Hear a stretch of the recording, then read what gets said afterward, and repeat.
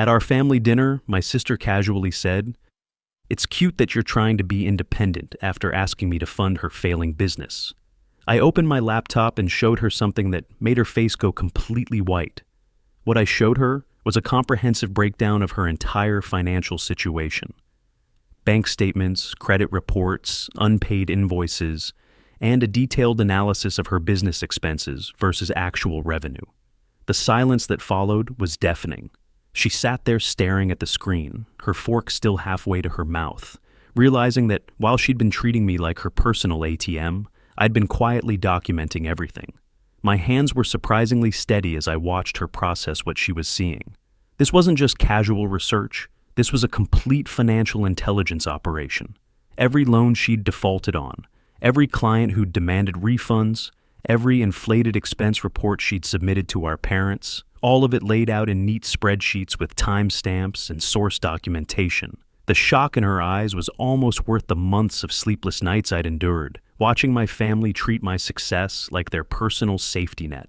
The strategic part of my brain, the part that had built a successful consulting business from nothing, was finally able to operate without the emotional chaos she'd been creating. And that strategic mind had been very, very busy. Because what Talia didn't know was that my background in corporate restructuring had taught me to recognize patterns of financial manipulation and family exploitation long before most people would even suspect something was wrong. You see, I wasn't just the tech repair guy my family thought I was. Over the past 8 years, I'd quietly expanded my business into comprehensive digital forensics and corporate investigation services.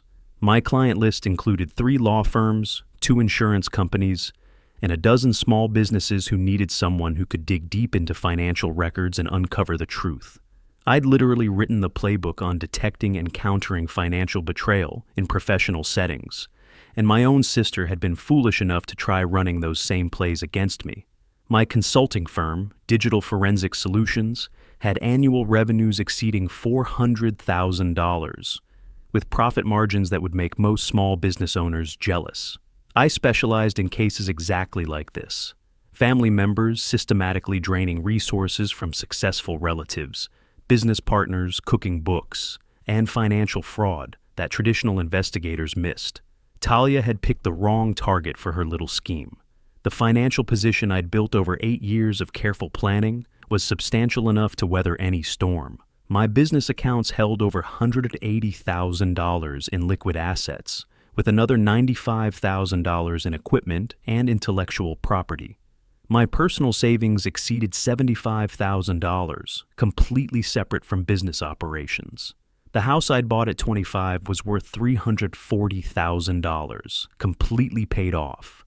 Talia had been counting on my generosity and family loyalty, but she'd underestimated both my resources and my expertise. But money was just one advantage. My professional network included some of the best forensic accountants, private investigators, and business attorneys in the region. These weren't just business cards I'd collected at networking events. These were people I'd worked with for years, who owed me favors, and who understood exactly how to handle situations like this. When you've helped someone recover $50,000 stolen by a business partner, they remember. When you've provided evidence that saved someone's company from bankruptcy, they take your calls immediately. More importantly, I had something Talia couldn't fake or replicate: credibility. 8 years of successfully investigating financial crimes had taught me exactly how these family exploitation schemes unfold, what mistakes people make, and how to stay 10 steps ahead of someone trying to manipulate the system. Talia was operating from an emotional playbook she'd probably learned from watching other entitled siblings online. I was operating from 8 years of professional experience in exactly this kind of financial warfare. The documentation I'd been quietly gathering for months was extensive and methodical. Every suspicious request for money was logged with timestamps and follow-up verification. Every lie she'd told about her business was cross-referenced with public records and client testimonials. Every manipulation tactic she'd used on our parents was recorded and categorized. I'd been building an airtight case while she thought I was obliviously writing checks and fixing her laptop problems. Even my timing had been strategic. The evidence gathering happened during a period when she was being particularly aggressive about asking for money, giving me plenty of recent examples to work with. The confrontation came right after she'd made her biggest ask yet, a $15,000 investment in her marketing agency that I knew for a fact had exactly 3 paying clients and mounting debts. Talia was still staring at the laptop screen, scrolling through pages of evidence that represented the complete collapse of whatever story she'd been telling herself about her business acumen. Finally, she looked up at me with a mixture of rage and desperation that I'd never seen before. "You can't just investigate your own sister like some kind of criminal. This is our family." I almost laughed. "Family? Talia, you've been treating me like a business opportunity for 2 years. Every conversation we have ends with you asking for money. Every family dinner becomes a pitch meeting where I'm expected to fund your next big idea." I pulled up another screen, showing a timeline of her requests. 23 separate asks for financial help in the past 18 months. Total amount requested $47,000. Total amount actually needed for legitimate business expenses, maybe $8,000. The color drained from her face when she saw the numbers laid out so clearly. She hadn't expected me to track everything, let alone analyze it with the same professional methodology I used for paying clients. But that's what happens when you underestimate someone whose job is to detect exactly these kinds of schemes. My first strategic consultation had been with Patricia Blake, a forensic accountant who specialized in family financial disputes.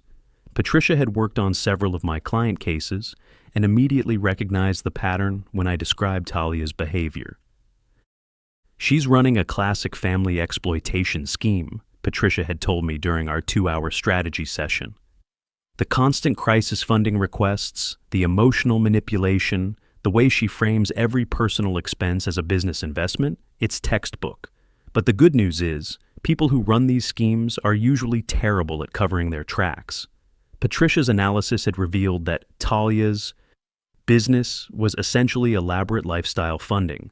The branded merchandise she claimed to need for client meetings was actually designer clothes she wanted.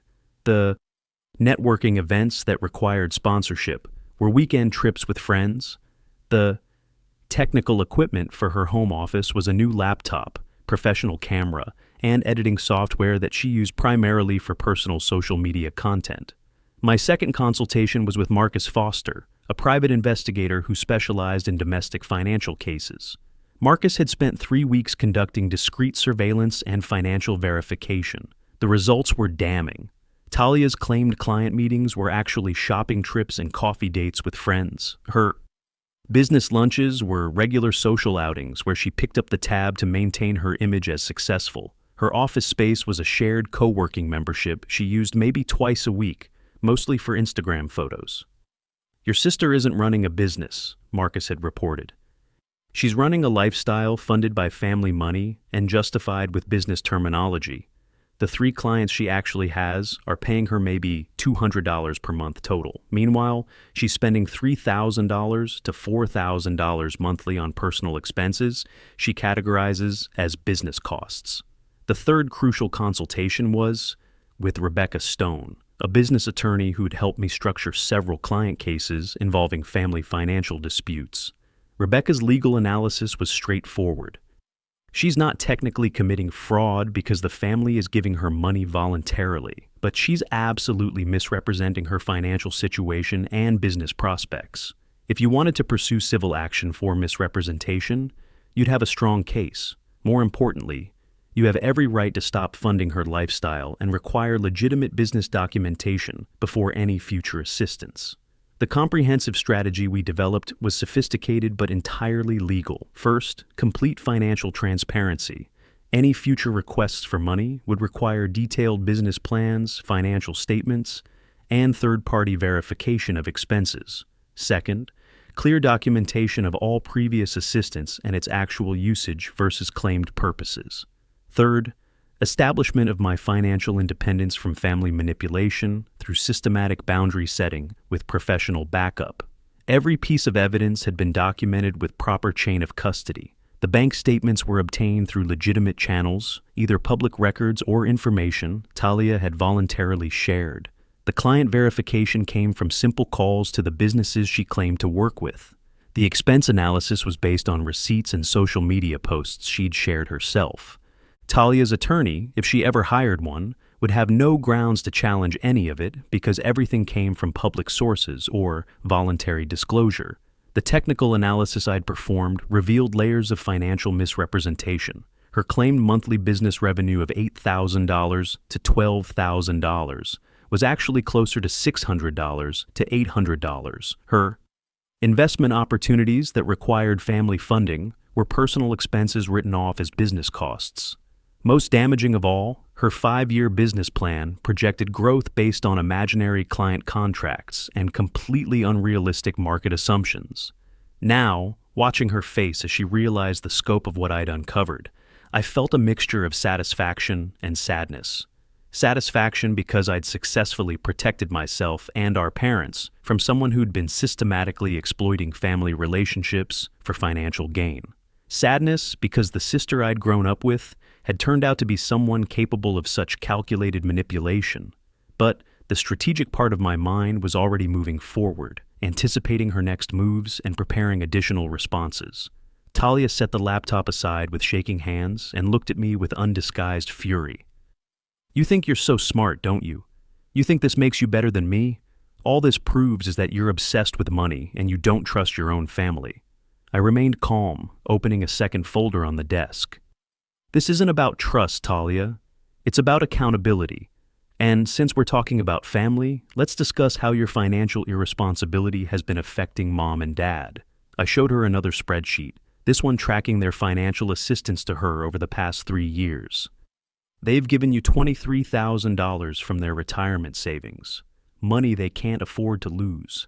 Money they gave you because they believed your business was legitimate. The evidence was overwhelming and would make any future manipulation attempts futile. Talia's own social media posts contradicted her business claims. Her spending patterns showed clear personal use of business funds. Most damaging of all, her claimed client testimonials were either fabricated or significantly exaggerated. The 3 real clients she had were paying her for basic social media management, not the comprehensive branding and marketing services she claimed to provide. Her phone buzzed with a text message, and I watched her face go even paler as she read it. I suspected it was one of her actual clients, probably asking about delayed deliverables or requesting a refund. Her carefully constructed facade was crumbling in real time, and she was realizing that professional consequences were about to follow the family confrontation. The immediate aftermath was swift and decisive. Talia's first instinct was to call our parents and try to spin the situation before I could present my findings. But I'd anticipated that move and had already sent them a condensed version of the financial analysis with a request that we all meet to discuss Talia's business situation openly and honestly. When she called them crying about my investigation, they already had context for her emotional response. The family meeting that followed was uncomfortable but necessary. Mom and Dad reviewed the evidence with the same shocked silence Talia had shown. Seeing their retirement contributions tracked alongside Talia's actual business expenses versus her claimed needs was devastating for them. Dad, who'd worked construction for 35 years to build their small nest egg, just stared at the numbers, showing how his money had funded designer clothes and weekend trips disguised as business expenses. Mom's response was different, but equally powerful. She had always been proud of Talia's entrepreneurial spirit and had defended her requests for family support as investments in her future. Discovering that the future was largely fictional hit her hard. "We mortgaged the house to help with your startup costs," she said quietly. "We thought we were investing in your success, not funding your lifestyle." Talia attempted to reframe the situation, claiming that building her personal brand was a legitimate business expense and that her lifestyle choices were networking investments. But faced with concrete financial analysis and professional verification, her arguments fell apart quickly. The evidence showed clear patterns of misrepresentation and financial manipulation that couldn't be explained away with marketing terminology. The professional consequences for Talia were severe and immediate. Once my investigation revealed the gap between her claimed capabilities and actual client deliverables, 2 of her 3 paying clients terminated their contracts and requested partial refunds. The local business networking group, where she'd built her reputation, began asking questions about her financial practices after word spread about the family intervention. Talia's co-working space membership was terminated when she couldn't make payments without family subsidies. Her professional social media presence, which had been carefully crafted to suggest business success, became a liability as people compared her claimed achievements with her actual circumstances. She was forced to take a part-time retail job to cover basic expenses while trying to rebuild her credibility from scratch. The final resolution came 6 months later, with our parents implementing strict accountability measures for any future financial assistance. They required business plans, expense documentation, and third-party verification before providing support. They also established a repayment plan for the money Talia had already received, treating it as a loan rather than a gift. As for me, the experience strengthened both my professional expertise and my personal boundaries. My investigation business gained 2 new clients specifically because word spread about how thoroughly I'd handled my own family situation. The methodologies I'd developed for family financial analysis became a new service offering that proved highly valuable to other people facing similar exploitation. Talia eventually found work with a legitimate marketing firm, starting at an entry-level position that matched her actual skills rather than her inflated self-assessment. Her salary was $35,000 annually, a significant reality check from the 6-figure lifestyle she'd been attempting to maintain through family funding. She moved to a smaller apartment and began the slow process of building genuine professional experience. Our parents recovered financially, though it took them 2 years to fully replenish their retirement savings. They learned to distinguish between supporting family members and enabling financial irresponsibility, a lesson that strengthened their relationship with both of us in the long term. The experience taught me that sometimes the best way to help family is to refuse to enable their worst behavior. Talia's mistake was assuming that family loyalty meant infinite financial patience without accountability. Instead, she discovered that my professional skills and strategic thinking weren't just for clients, they were tools for protecting everyone I cared about from manipulation and exploitation. Her entitlement was devastating personally, but professionally, it became another successful case study in financial fraud detection and family intervention strategy.